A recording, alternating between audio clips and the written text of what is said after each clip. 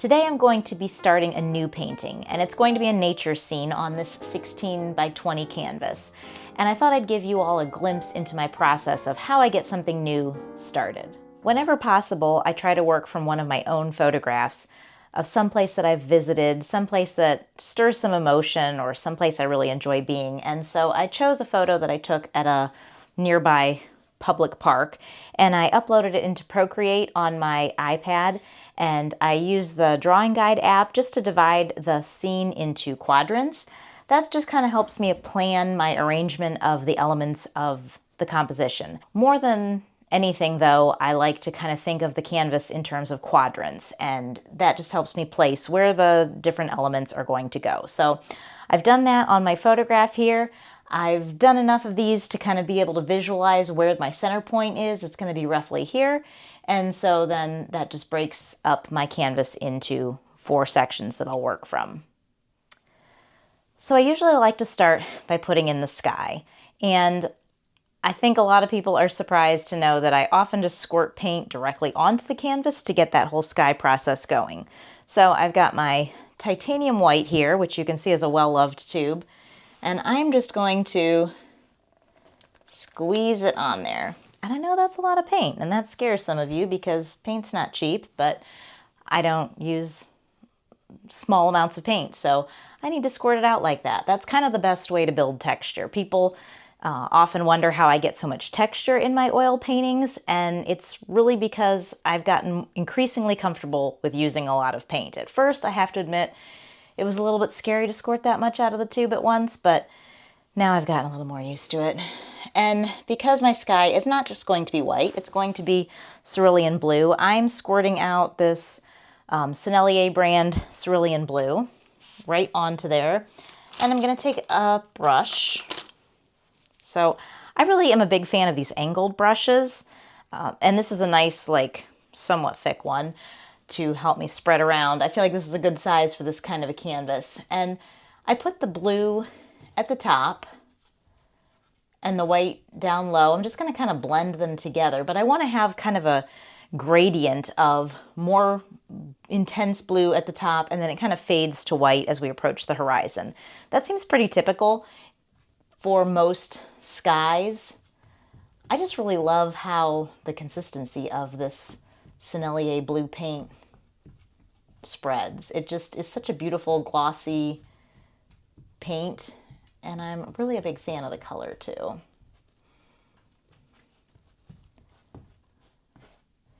I'm just really thickly working that in.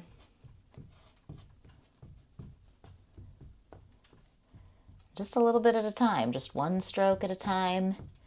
And I don't know if you can see, but there's just a lot of paint moving around, and I like to preserve those brush strokes. I don't want to beat them until they're flat and invisible. I want the viewer to be able to see where I had applied the paint, how I had moved the brush. I feel like that gives the painting some kind of like just energy or a sense of movement when you look at my art, because you can easily envision how I was moving the brush.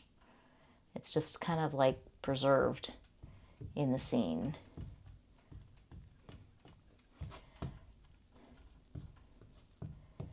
And I don't want to make like a repetitive pattern, so if you notice, I'm kind of hopping around, and I'll start to move out more like this. I don't want to just go straight across and move in a really predictable way. I want to just be moving around with all of my brush strokes a little unpredictably, and that'll help break up any unintentional patterns that can develop.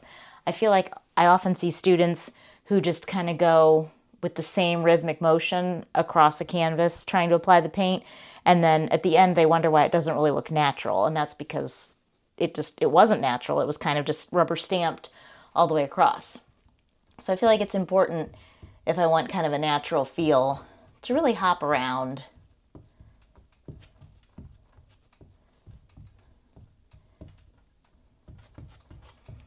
And my sky is going to go, just looking at my reference photo, this is about halfway, and then my sky is going to be down to about here. It's going to get covered up by a good bit of trees, but I want to make sure I take my sky plenty low because it's really annoying if you stop your sky too high and then you put a tree in and you have to go in and try to fill in some sky in between the branches. You don't want to make that mistake.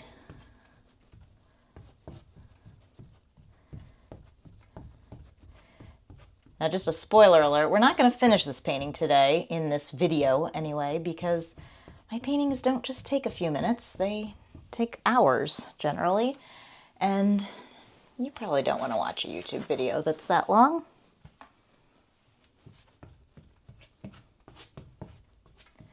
But I'll just get you a sense of how it gets started.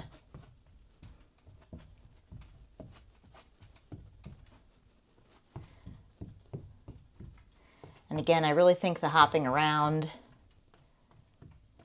is good. Another thing I tell people with skies is that if you're painting thick like this, especially where you're able to see the brush strokes, maintain some consistency of direction at least. I know I'm hopping around to kind of break up any predictability of the strokes, but I want to maintain at least the direction. It's going to be weird if I have some going like this and then I start going like this or up and down.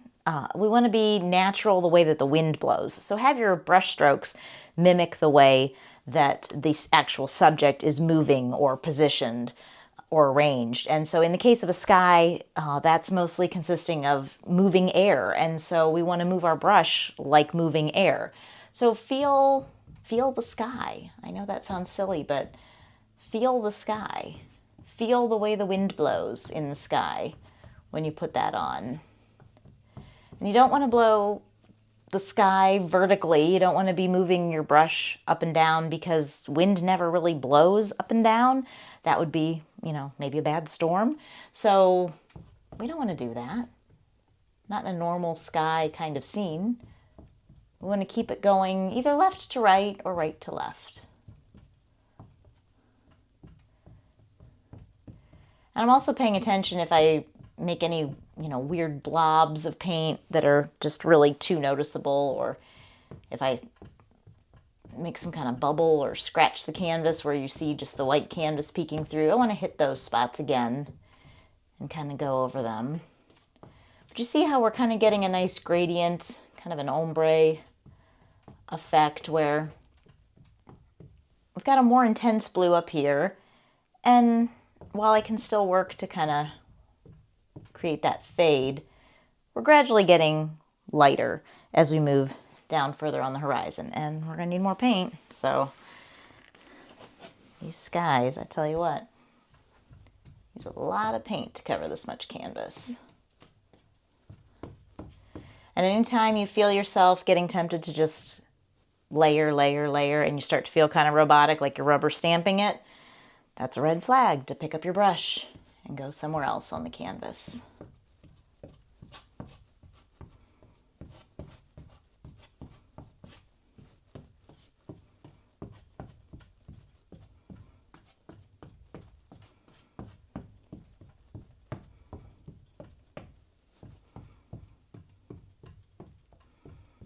It just feels like a little overwhelming when you first get started and you're like, wow, I'm going to do this one stroke at a time and cover this whole thing. But really, you see, once you start going on it, it starts to fill in pretty quickly.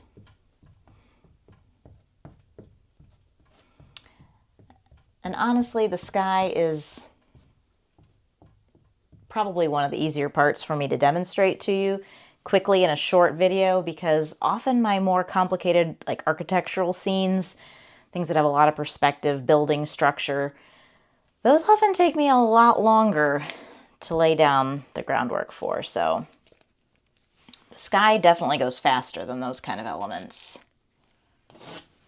But I know that most scenes do have some sky, so it's definitely a good skill for everyone to get comfortable learning how to do. How to put in a nice sky. And the scene that I'm painting is from a springtime day, a beautiful springtime day here in Ohio. And so I chose the cerulean blue, which if you watched my other video on choosing sky colors, you would know that cerulean blue is a great color choice for warm, sunny, nice weather days, especially when you kind of soften it by adding some titanium white or warm white, either one. But this time I added titanium white. Kind of like that look for the scene. And some people often like to paint, with less paint, like thinner paint, and that's fine. And you just have to paint the way that you like. I like to paint with a lot of thick paint.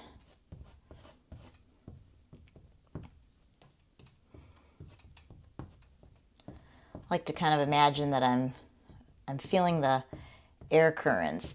And you can kind of start to see where some natural clouds are almost forming in these air currents. Like you see some accumulation of some white in certain spots that suggests some clouds. So I kind of like that, with just like letting some clouds happen, just like they do out in nature. No one's specifically planting a cloud anywhere. They just blow and kind of go where they want. Much like this paint is all over my hands. I'm certainly getting covered in it. Gotta squeeze this tube, squirt more out.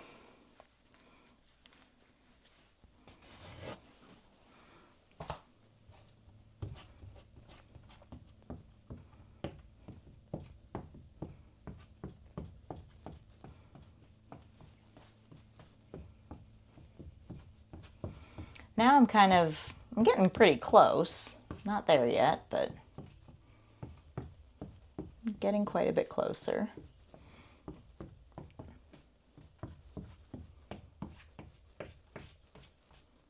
You want to make sure you go all the way to the edge too. That is a mistake I have made myself, and I've seen plenty of other people do. If you take your paint, close to the edge, but you don't make that corner, sometimes if you go to frame it, then you see the white canvas sneaking out, and that's not really usually the look that I'm going for. I usually want to look like the painting is finished edge to edge. So I often like to go just a little bit around each edge to make sure that I got it all. I don't want to see any white canvas sneaking out.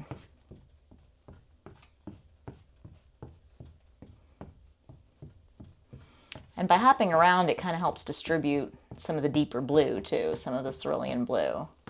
But I like some of the spots that the blue is really intense. Like over here, I really like that. I feel like that's kind of a cool color zone. Plus, I do just love blue.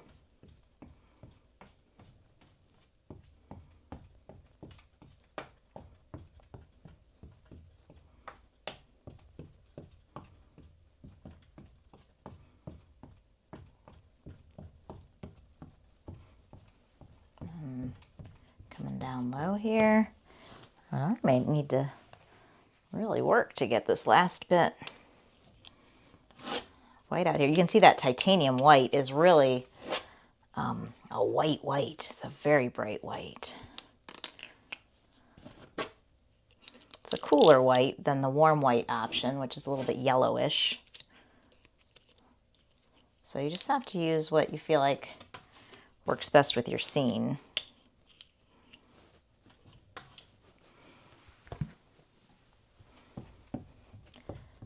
Now for big broad areas like this, I commonly will just put the paint directly on the canvas because I can just mix it on here. But for other more detailed parts of a scene, I will often use a palette. And by palette, I mean paper plate, because I love me some paper plate palettes. If there's any paper plate companies that would like to sponsor an artist, let me know. Because I use a lot of paper plates. I find that they work great as a palette. They're easily disposable. They hold my paint pretty well. I can put one on top of the other to kind of cover it a little bit if I need to take a break from painting and I still want to protect my paint.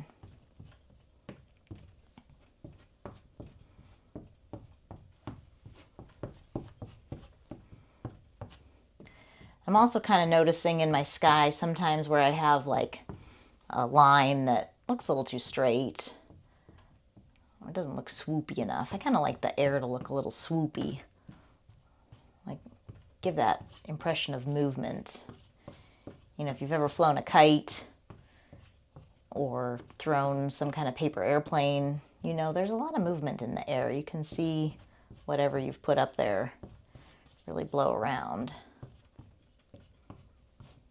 So I like to try to capture that feeling.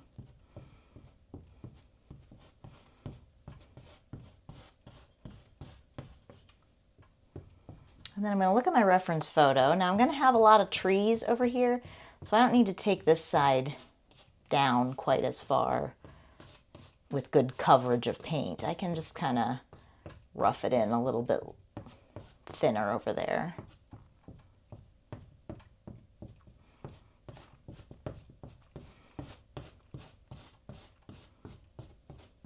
But you always want to err on the side of over coverage, because you can always paint over the paint if you put it where you don't need it. You can paint something over it. And I am going to paint over a good bit of this. There's going to be trees up here, trees over here, some trees in the background that kind of go up to here. So I'm going to be painting over a good bit of this.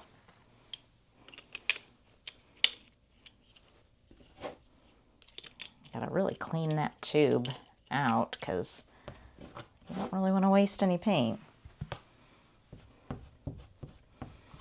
And you can see I'm really fading out to a white light color. And I'm checking my reference photo frequently.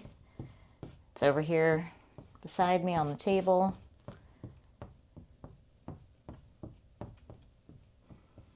Make sure that it is indeed transitioning from a more intense blue down to a really light colored blue, a very soft blue.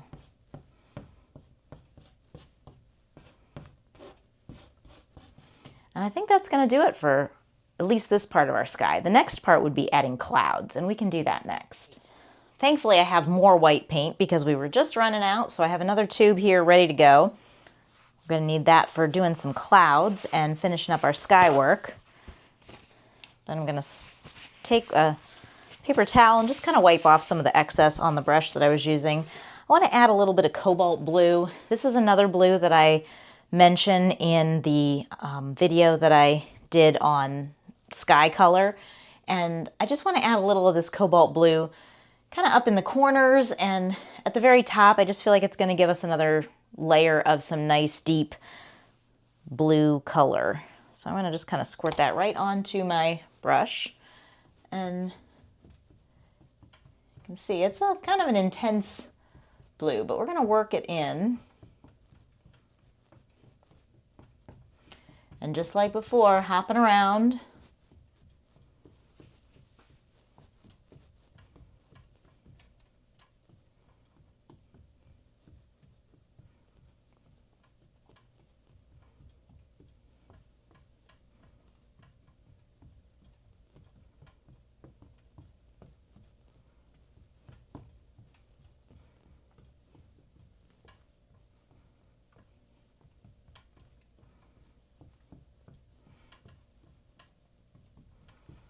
And then we're going to kind of look for where we see some white accumulation, some kind of natural cloud movements. Remember, I'm still kind of trying to feel the movement of the air in the sky. Looking at my photograph, there really aren't any clouds to speak of in the scene, but I like to add a couple clouds. They often add some interest.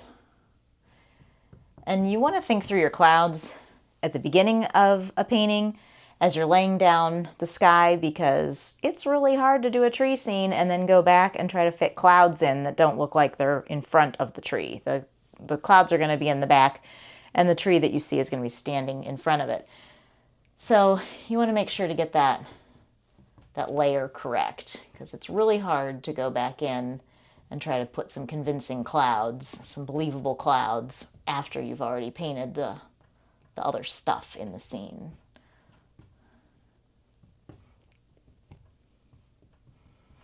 All right, so got a lot of goop on my brush, a lot of paint. I use a lot of paper towels too. I'm gonna wipe off my excess there. And now I'm gonna take some fresh white. And this time, because I wanna be a little more intentional about how I place it on the canvas, I'm gonna be squirting out the paint onto my paper plate. And again, this is a healthy quantity of paint, so you need a big blob in order to make clouds. Now, some things to think about with clouds. I like to just kind of have like some dragging of the white across the paint and just kind of let it stick. I kind of like to be loose-handed with my brush when I'm applying clouds. Also, I like to have some clouds go off of the edge of the canvas. If everything is like perfectly well defined, then it kind of looks like a preschool cloud, you know, something like a kindergartner would draw. So we want to have it look like this whole sky is part of a larger context, part of a larger scene. So to get that look, we want to have some clouds go off the edge. So I'm going to just kind of start and gently, I see there's some white here. Just going to drag across there. And just like with my sky, I want my brush strokes here to be, I want my direction of dragging to be consistent. You don't want to start going back and forth because that would be some weird clouds. Just gonna add some, I'm gonna flip the brush over.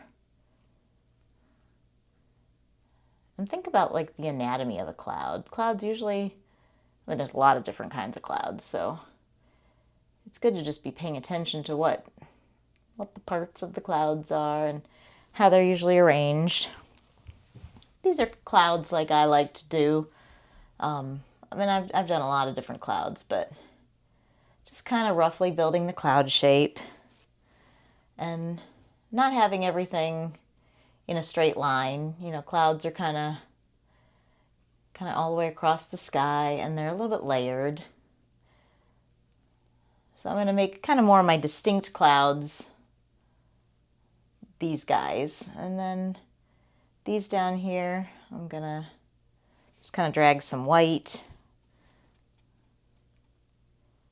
These are going to be some more wispy, and we don't want to forget about up here.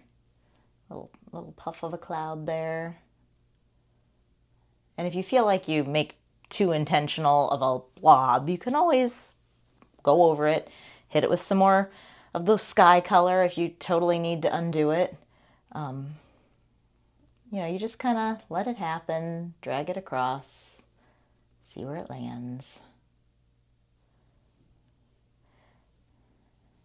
And it generally comes together. You feel it start to come together as you're working on it. And we'll just keep going on this. Just adding a little more white each time. And this is kind of like, I feel like clouds take a few days, in my opinion, to do. I'm kind of structuring where I'm going to put them, and then when I take a break today, I'll set this aside, and then tomorrow I'll probably come back to it and look at these spots where I've already put clouds and add a little bit more of the straight titanium white on top of them. Since I'm painting wet on wet, I'm putting wet paint on top of other wet paint, I'm picking up a lot of the blue. And so it is kind of smearing into the white, and that's what it always does for me. But I still like to kind of get the idea of where some clouds are going to go, and then I can go back in when it's a little bit tacky, when it's firmed up a little bit so that the blue isn't quite as smeary tomorrow, and then I can add some more white to be my clouds.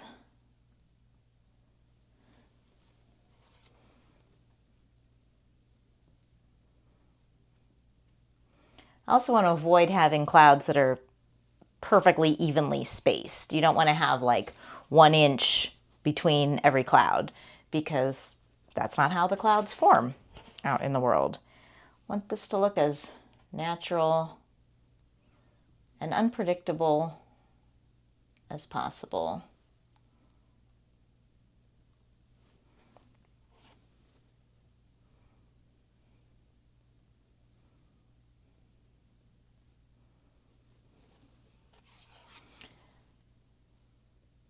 And then, like I said, there are going to be trees over here, so we're not really going to see much of this at all, but I can just kind of suggest a little bit of cloudiness just in case you see something through the branches.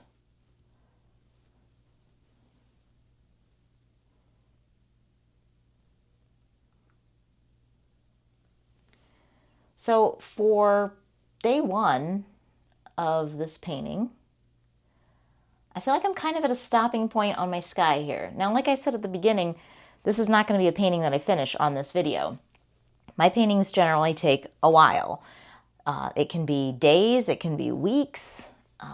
It just really depends on the composition, and sometimes I get the composition on really quickly.